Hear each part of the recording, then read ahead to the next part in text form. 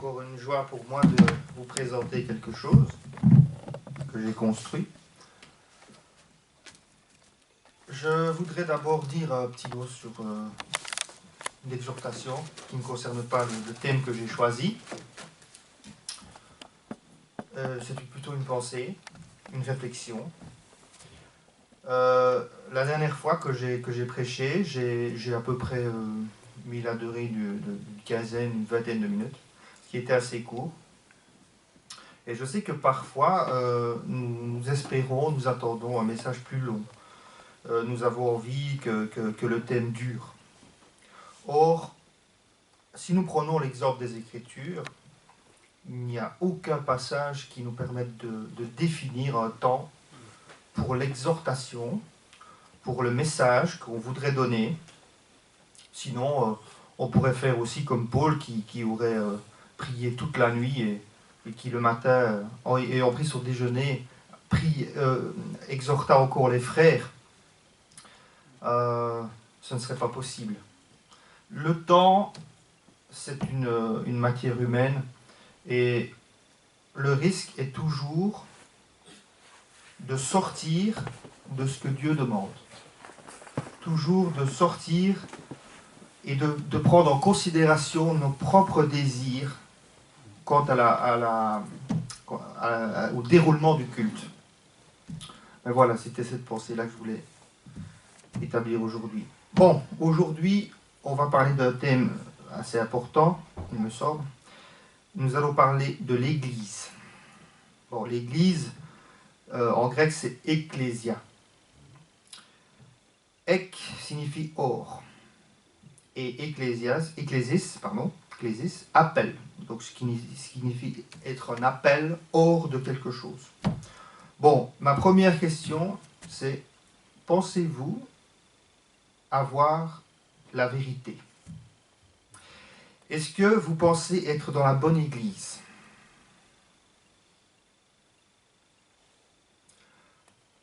Vous savez, Jésus n'a fondé qu'une seule église. Une seule. Il n'a jamais parlé d'une pluralité d'églises, jamais. D'ailleurs, nous allons prendre la Bible ensemble, nous allons lire 1 Colossiens 1,18. Donc, Colossiens 1,18.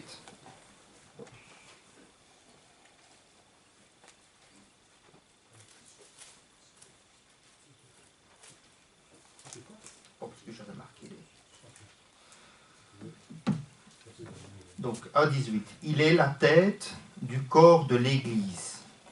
Il est le commencement, le premier-né d'entre les morts, afin d'être en tout temps le premier. Il est à la tête de l'Église, pas des églises, une Église. Prenons maintenant Éphésiens 1, 22.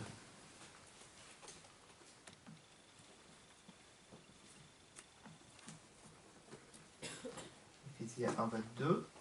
Du 22... Pardon.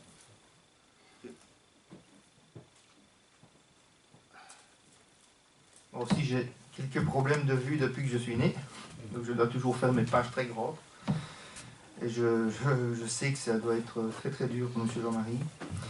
Alors, 1 Éphésiens 22, il a tout mis sous ses pieds et il l'a donné pour chef suprême à l'Église, qui est son corps, la plénitude de celui qui remplit tout en tout.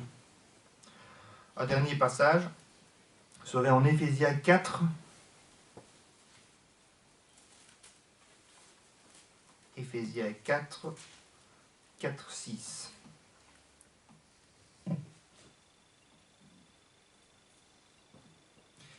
Et il dit ceci: il y a un seul corps et un seul esprit.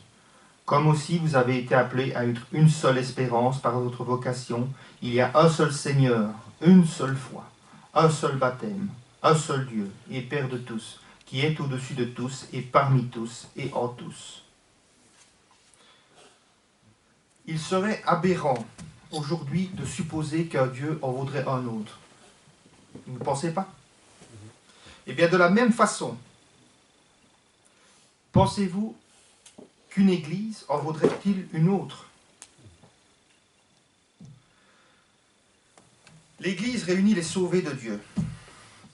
Mais maintenant, les sauvés de Dieu, vous allez me dire, qu'est-ce que c'est? Ben, c'est ceux qui, évidemment, ont accepté la foi en Christ. Et qu'est-ce qui est le plus important? C'est de considérer ce qu'est l'Église. L'Église, il a fondé une Église, nous sommes bien d'accord. Mais vous allez me dire, mais comment est-ce qu'on va reconnaître cette Église? Eh bien, nous allons voir une chose très importante. C'est que le royaume et l'Église sont une même institution. Si vous prenez en Matthieu 16, 18, 19, quelques versets pour vous.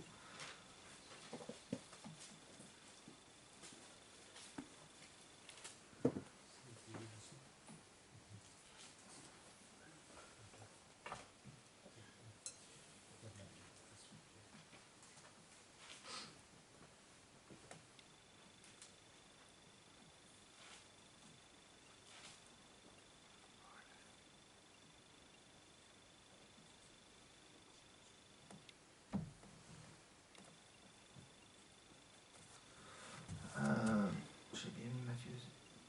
Oui, c'est ça.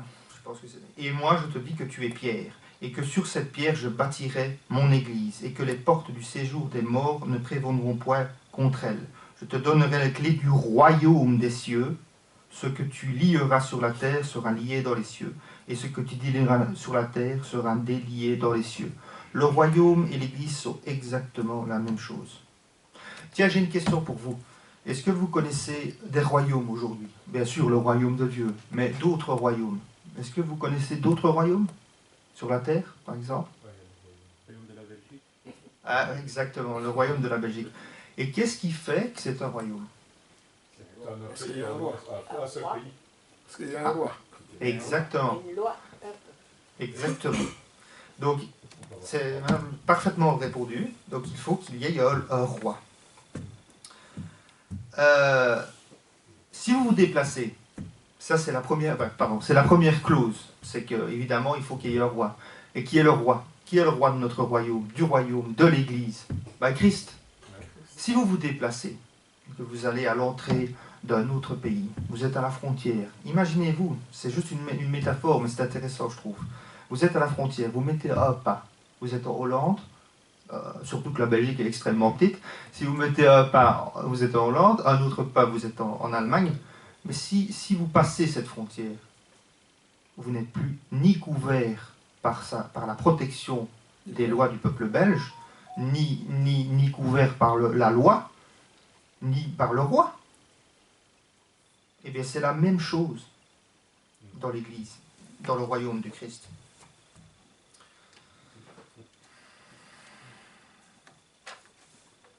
Alors, pour identifier quelque chose qui préfigure, qui suppose l'endroit, mais pas l'endroit, parce qu'évidemment il y a l'église locale et l'église du royaume de Dieu, c'est la même, évidemment, puisque nous nous efforçons de reproduire ce que l'église nous enseigne. Nous savons évidemment que l'église n'est pas bâtie de main d'homme. Bon, pour savoir comment une église doit être bâtie, il faut considérer, comme pour tout, et presque tout dans la Bible, un modèle. Dieu a établi un modèle pour tout. Ce mot modèle, c'est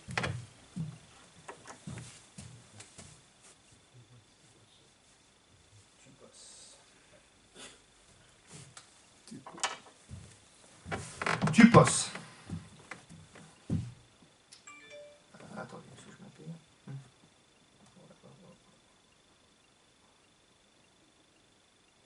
Oui.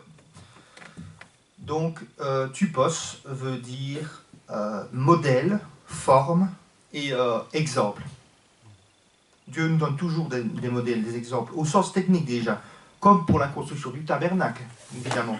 Allons en acte 7, 22. Nous allons voir.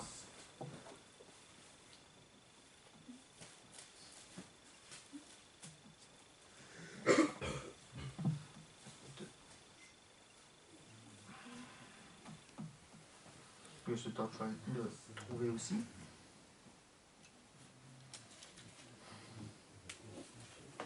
T'as 17 ou 17, pardon? J'ai dit 7, 22. 17, pardon. Ah, pas 7 ans. Pardon, je me suis peut-être trompé. Ouais, non, j'ai dit 7, ou alors je me serais trompé. C'est pas 7. Je ne sais pas, je me serais trompé. Bon, Hébreux 5, prenez Hébreux 5, 8. Hébreux 5, 8, excusez-moi. Une erreur. Hébreux 5, 8. Si vous prenez Hébreux 5, 8.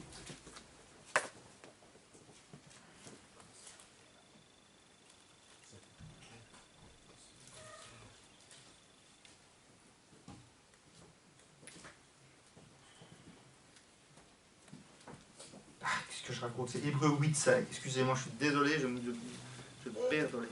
C'est les yeux, hein, vous savez. Hébreux 8, 5. Hébreux 8, 5.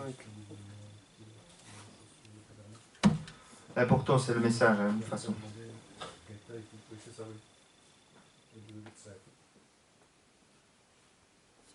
Alors, lequel célèbre que image et ombre des choses célestes, selon que Moïse en fut divinement averti lorsqu'il allait construire le tabernacle. Et il soit, lui fut-il dit, de faire tout d'après le modèle qui t'a été montré sur la montagne. Le modèle, toujours et toujours le modèle. Dieu prévoit un modèle en tout.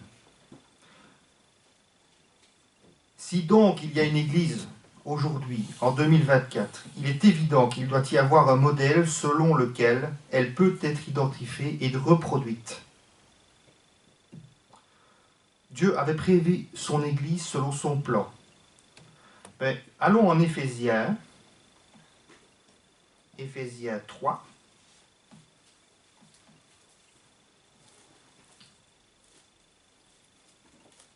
« 10, 11.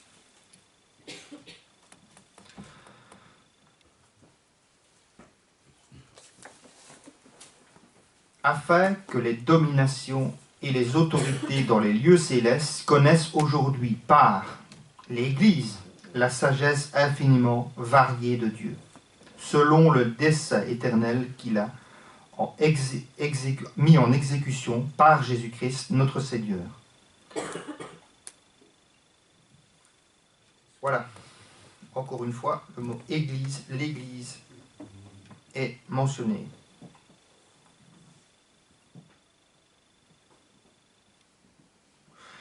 Bon, c'est dans cette Église que nous glorifions le Seigneur. Elle est établie comme devant être la parole du Seigneur, et n'oublions pas le fondement des apôtres. Jésus n'a pas choisi au hasard ses apôtres. Nous lui sommes unis à Christ selon la base des paroles des apôtres. Sans ce modèle établi, on ne pourrait ni l'obtenir, ni le mettre en place comme Dieu le voudrait. Nous suivons la foi apostolique.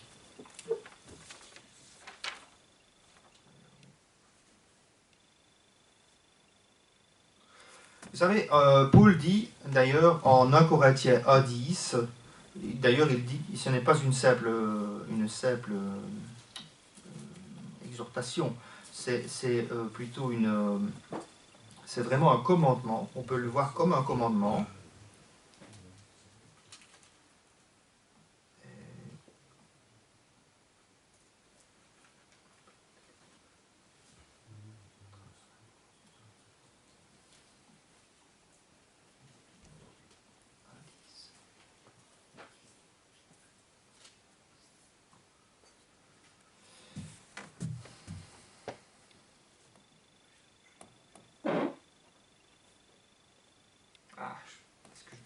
Non, je parlais du même langage. Est-ce que c'est la même? C'est juste. Mais c'est le... Attends, 10 c'est lequel? C'est 10. Frère, je ne veux pas que vous ignoriez que vos pères ont tous été dans la nuée, qu'ils ont tous passé à travers la mer. Non, c'est pas ça. c'est pas ça. Je vous exhorte, frère. Ah, voilà. Pardon, excusez-moi. Je me trompe, je mets 10. Ah, je suis désolé. C'est vraiment... C'est bête. Ouais. Tu peux me laisser lire.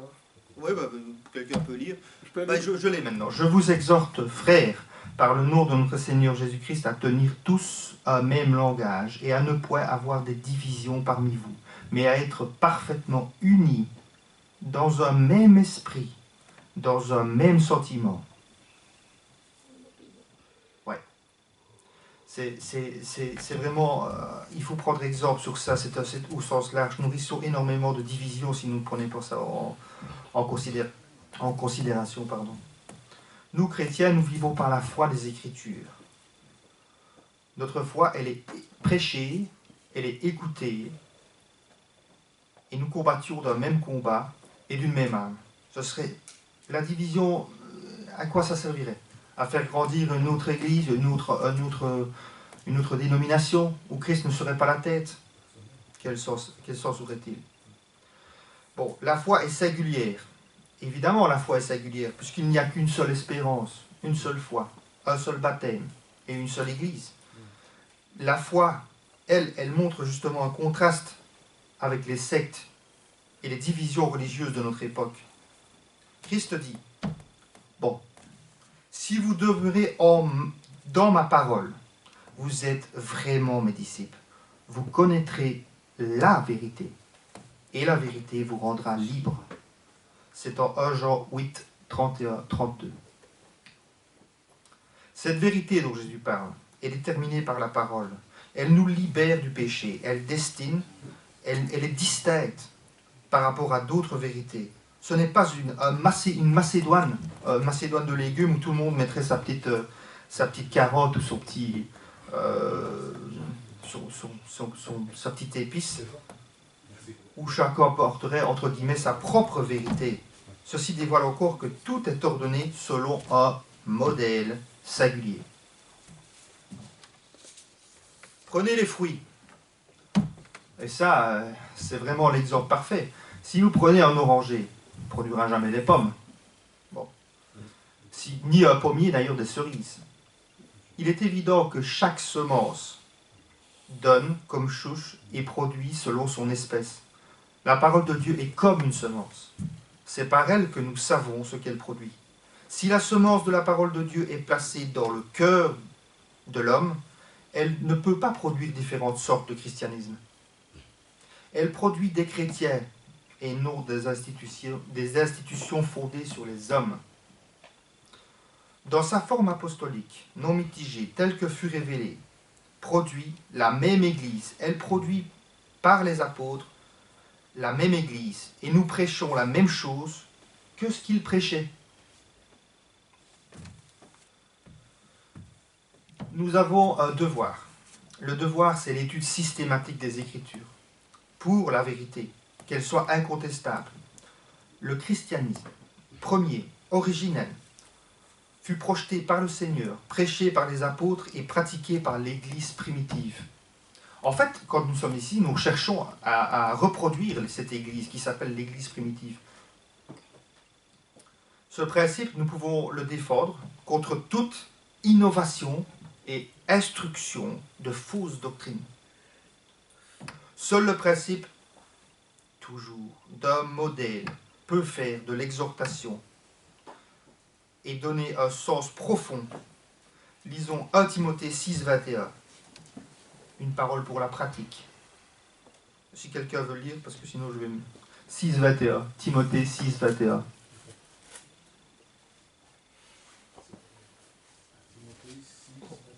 Attends. Je peux? Oui, bien sûr. Et le dispute de la fausse science dont font profession quelques-uns qui se sont ainsi détournés de la foi, que la grâce soit avec vous. Voilà. La fausse science, les faux raisonnements, toutes ces choses-là. Timothée est riche d'ailleurs. Timothée est très riche sur les faux docteurs et surtout sur le fait. On a étudié ça dans les années précédentes, je m'en souviens, c'était très marquant parce qu'il y a un dépôt et le dépôt, c'est le même principe. Un dépôt, on le garde intact. Et vous savez, les pères de l'Église, après les premiers apôtres, ils ont essayé de garder cette foi-là. Ils ont essayé, mais ils ont vite compris que ce n'était pas évident. Alors je voudrais vous dire, et je voudrais vous parler un petit peu d'histoire aujourd'hui, parce que c'est très important, je trouve, de savoir d'où on vient pour savoir où on va. Vous connaissez toute cette petite phrase, mais je trouve qu'elle elle résume bien le sens de ce qu'on peut imaginer, ce qu'on peut considérer dans ce modèle. Les premiers, pour donner quelques noms, les premiers pères de l'Église, c'était Polycarpe, Papias et Hermas, et ils ont vécu comme contemporains d'ailleurs de tous les apôtres. Ils se sont battus contre des hérétiques. Certains furent exilés, comme Justin, le martyr. D'autres ont souffert vraiment le martyr. Ils ont eu une fin de vie atroce. Vous savez, il n'a pas fallu longtemps. On a commencé à développer une théorie particulière dans l'Église. Mais quand on s'attaque à la divinité de Christ, comme le disait tout à l'heure M. Jean-Marie, on s'attaque aussi à l'Église, parce que Christ est le fondement de l'Église. Le premier concile, tout premier concile, vous voyez qu'il y avait déjà des divisions, il n'a pas fallu longtemps. Hein. En 325, le concile de Nicée, première résolution déjà, il voulait résoudre des problèmes dogmatiques. Déjà, et c'était toujours le christianisme primitif. Vous savez pourquoi? Parce que Arius avait décidé ou réfléchi que la divinité de Christ, que Dieu était supérieur à Christ et qu'en réalité, ils ne dépendaient pas vraiment l'un de l'autre. En résumé, je dis ça. Hein. Et vous savez, après ça, il n'y a eu que des conciles, sur conciles, pour débattre des points. On a développé des thèses et des antithèses. Il y a eu des gens, après le concile, qui comme Cyril de Jérusalem, Basile le Grand, ils ont été Jérôme, Eusèbe de Césarée, tous ces gens ont défendu avec force la foi. Tout cela était le début des divisions dans l'Église. Alors, c'était l'hérésie et l'apostasie, puisqu'on déviait de la doctrine des apôtres. Bon. Alors, vous savez, moi je pense qu'on a construit des églises toujours plus grandes pour s'approcher toujours plus de Dieu. Et finalement, je me demande si on n'était pas de plus en plus moins proche de Dieu. On a mis les clochers toujours plus haut. Mais on est toujours resté plus bas, j'ai l'impression. C'est ma touche. Bon. Jusqu'au XIIe et XIIIe siècle, nous avons eu... la foi a été malmenée, comme toujours, depuis 2000 ans. Et le début du protestantisme a commencé.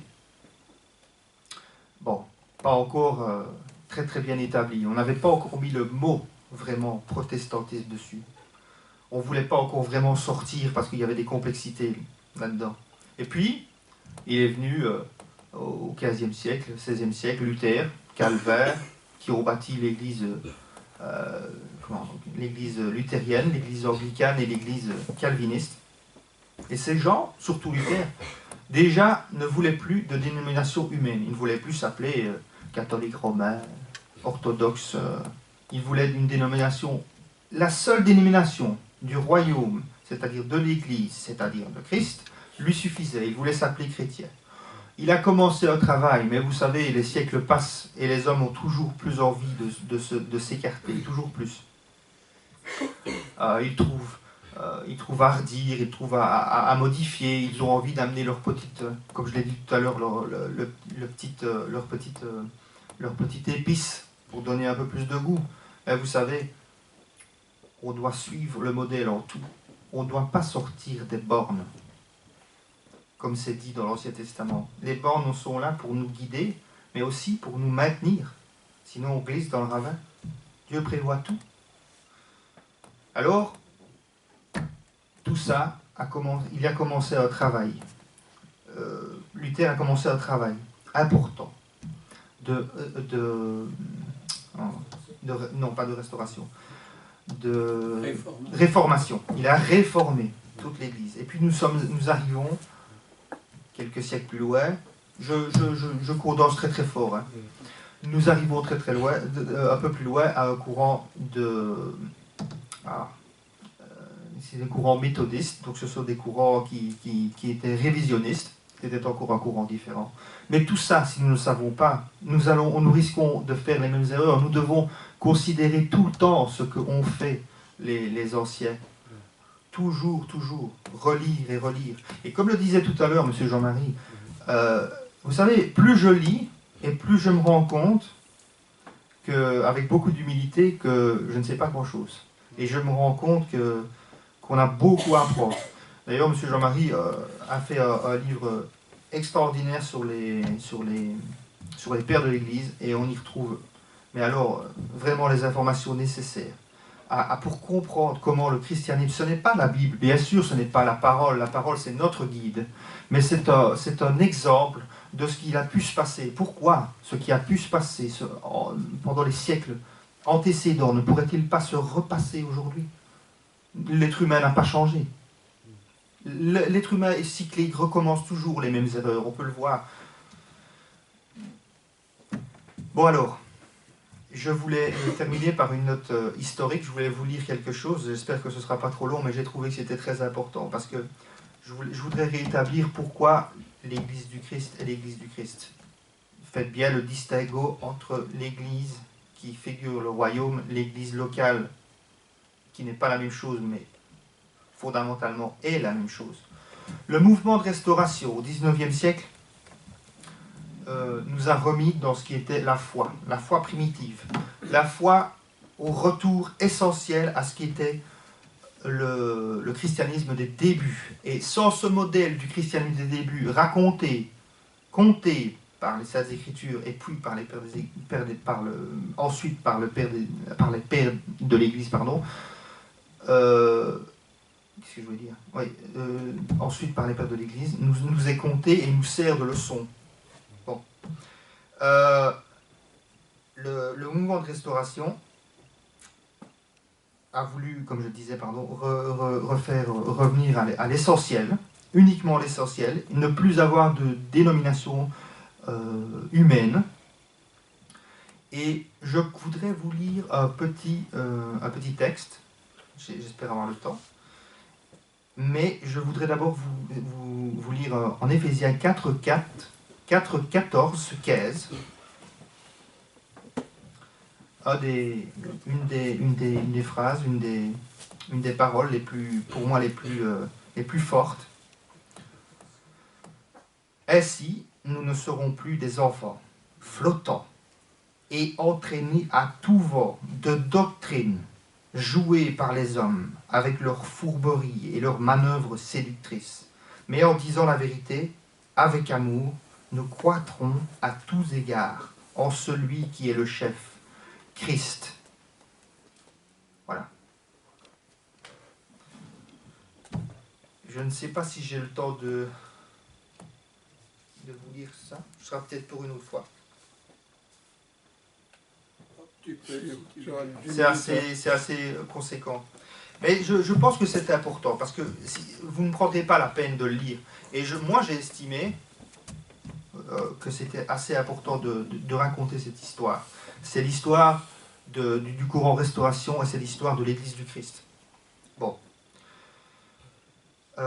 On a appelé Thomas Campbell, qui est vivant de 1763 à 1855, l'architecte du mouvement de restauration de l'Église, en lui attribuant également quelques-unes des réflexions les plus pertinentes et les contributions les plus marquantes de cette période. Ce fut un homme très instruit, aussi bien en théologie que dans d'autres domaines, un homme cultivé et érudit, avec un esprit vif et un cœur bienveillant.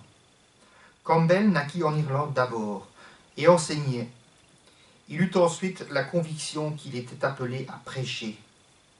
À la fin de ses études aux universités de Glasgow et de Whitburn, il passa des examens et obtint une licence lui permettant de prêcher. Jane Connick, sa femme, était membre de l'assemblée où il servait de prédicateur. En 1798, ce Campbell s'établit à Rich Hill, en Irlande, et ouvrit une école dans le but d'augmenter ses revenus. Pendant 9 ans, Il prêcha et enseigna dans cette ville. Là aussi son fils, Alexander, grandit dans une atmosphère d'érudition. La haute estime qu'avait Campbell pour la Bible marqua l'esprit de son fils, qui voyait souvent son père en train d'étudier les Écritures et de chercher les détails dans des concordances. À travers son étude de la Bible, Thomas se détourna des credos et des doctrines humaines. Plus il constatait la division créée par les enseignements des hommes, et plus il s'appuyait sur le texte de la Bible. Campbell, n'ayant pas une très bonne santé, ses médecins lui prescrivent un long voyage. Vous savez, à l'époque, on prescrivait ça. Ainsi, en 1807, il partit en Amérique dans le but de s'y établir avant de faire venir sa femme et ses enfants. Peu après son arrivée à Philadelphie, il commença à prêcher pour les presbytériens de Pennsylvanie. Vous voyez qu'il y avait déjà aussi des presbytériens qui étaient encore un genre de clergé particulier de l'époque. Ces doctrines qu'il prêchait, celles qui croyaient en harmonie avec les Écritures, s'avérèrent contraires au credo de l'Église presbytérienne. Durant la première année de son ministère, on l'accusa déjà d'enseigner des fausses doctrines. Selon les témoins de sa prédication, il annonçait qu'aucune autorité biblique ne pouvait être citée pour soutenir l'idée des credos et des confessions de foi obligatoires. On porta donc 7 accusations précises contre lui. Il refusait d'appuyer l'idée d'une expérience mystique comme preuve de son appartenance au Christ. Très important ça. Beaucoup de courants considèrent qu'une expérience mystique est nécessaire, qu'on doit recevoir, qu'on doit sentir la présence intimement de Dieu. Il refusait de reconnaître les credos comme définition légitime de fraternité. Il maintenait qu'en l'absence de prédicateurs attirés, les simples anciens des églises avaient le droit de prier et d'exhorter en public. Encore une fois, quand on étudie le cas des anciens, c'est exactement ça. Il pensait que les chrétiens devaient avoir des occasions ponctuelles d'entendre des prédicateurs d'autres confessions venant d'assemblées où l'adoration publique n'était pas corrompue et où les inventions humaines n'étaient pas. Il reniait la doctrine presbytérienne et l'expiation. Il était considéré comme un perfectionniste. Il nia cette accusation et aucune évidence ne fut portée contre lui. Il avait envahi la paroisse d'un certain M. Ramsey Campbell, avoué avoir prêché à Conburg dans cette paroisse et dont les prédicateurs, cette intervention eut lieu, en effet, en dehors des engagements arrangés par le presbytère, mais à la demande de quelques-uns, parmi les gens réguliers et respectables de la région.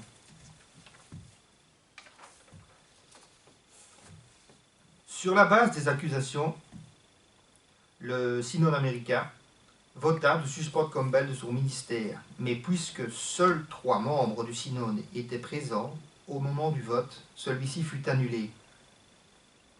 Vous voyez qu'il se battait pour ses idées, pour la parole.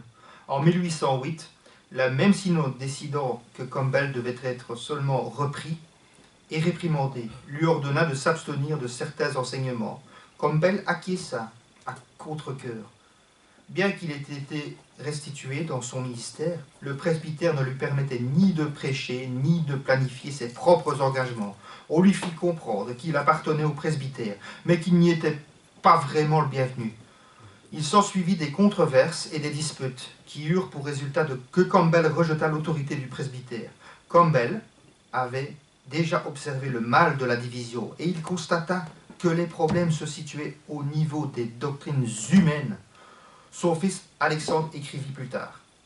Il s'opposa moins aux doctrines des credos, des sécessionnistes, parce qu'évidemment à l'époque il y avait la guerre, qu'à l'idée de l'Église, du Christ, puisse être fondée sur une forme de théorie ou opinion religieuse.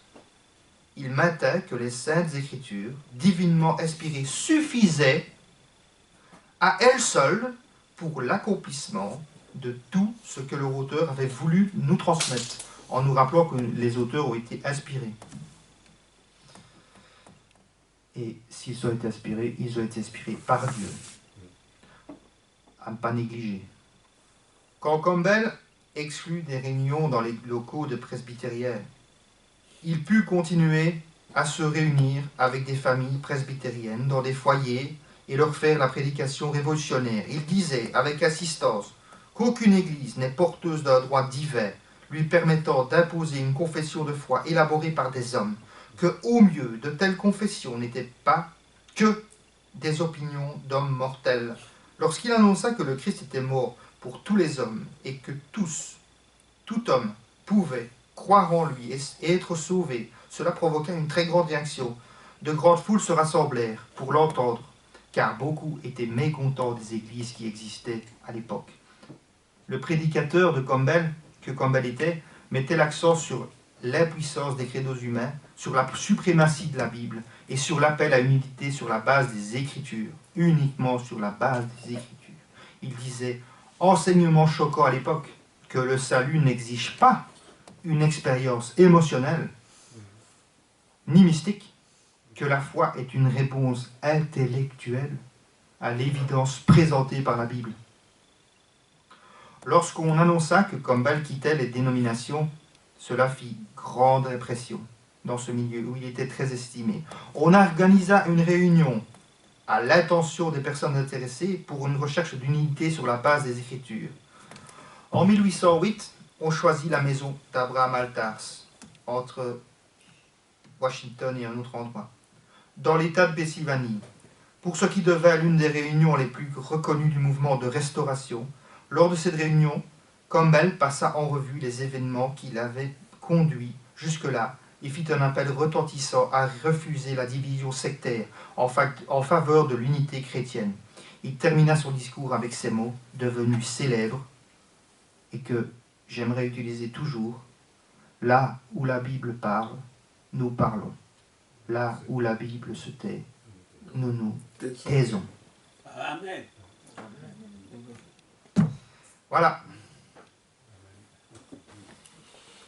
Les prochaines fois, peut-être un jour, j'aurai